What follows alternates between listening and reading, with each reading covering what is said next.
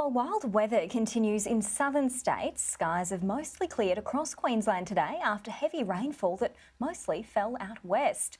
Joining me live now for more on this is Agforce Grains President Brendan Taylor. Brendan, thanks for your time.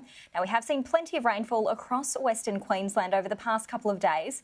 Are farmers welcoming the rain, and can you give me a sense of how dry it's been before now?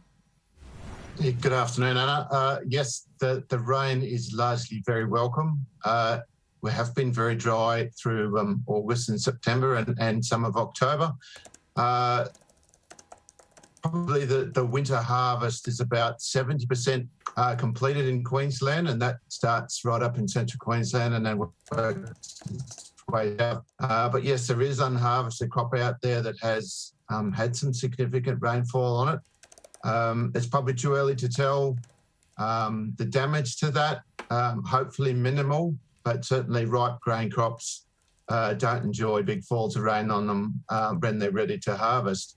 But if you compare the rain we've had in the last week or so, like it's fined up now, if you go back a couple of years to 2019, we had our annual rainfall for that year was about 200 mils, which was our driest recorded year. And many places in the last week have recorded about 200 mils for the week, somewhere between, say, 150 and 200. So that gives you a bit of a comparison to what's happened just recently, I guess. Certainly a lot of rainfall, and I know you say it might be too early to see whether there's been damage to crops, but what about a delay to the harvest season? Has the wet weather held that up? Oh, certainly.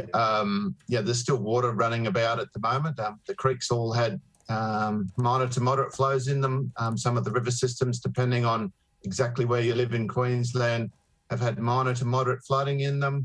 But now it's fined up. That should get away well. But it's pleasing to see some significant inflows into our major water storages around the state too, which has been desperately needed, particularly in the Burnett regions, the South Burnett, North Burnett, and up into central Queensland. But yeah, it'll be, I reckon, about 10 days to 2 weeks, realistically, just for the ground to dry out, so it'll be able to be trafficked by harvesting machinery again. And does that cause too much of a significant delay, or is that, in the grand scheme of things, not too much for grain farmers? Look, it's the time of year here in Queensland because we grow both summer and winter crop. So our winter cropping harvest and our summer crop planting overlap. So yes, it's going to be a delay for those yet still to have crop harvested. But on the plus side, this is perfect timing for any of the summer crop that's been planted. So like sorghum, corn, and cotton and mung beans, there'll be more of those going in the ground now. There's some already planted. So this will be the wettest start we've had to a summer for a number of years, which is really, really positive from that side of things. And Brendan, how has the grain industry in Queensland been performing this season? How much grain's been delivered so far in terms of tonnage, and how does that compare to previous seasons? Has it been a good season so far?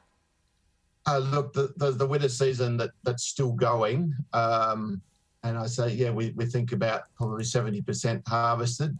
This will be our biggest harvest by far since 2016, and 16 was largely a record because of the chickpea harvest that largely came out of central Queensland. Central Queensland has had a pretty rough time of it rainfall-wise in the last few years, and this year no different. Their winter crop up there is quite small compared to previous years, but the southern half of the state could potentially be looking at records coming out of the cereal, so wheat and barley. As for tonnes delivered, that's probably a little too early to tell. But going on the average yields that people are talking that have been harvested so far, it's certainly going to be one of our bigger ones for a number of years, but certainly since 2016. Great to hear. And just finally, Brendan, grain producers in other states, like South Australia, say Australia is better suited to deliver grains instead of planting and growing more forests as part of environmental action. Can you comment on whether Queensland's landscape is too better suited to providing extra grain, or is it for growing forests? Look, Queensland's blessed for having some beautiful soil, which is made for growing crops, whether it's grain or other things. north probably the next frontier for grain.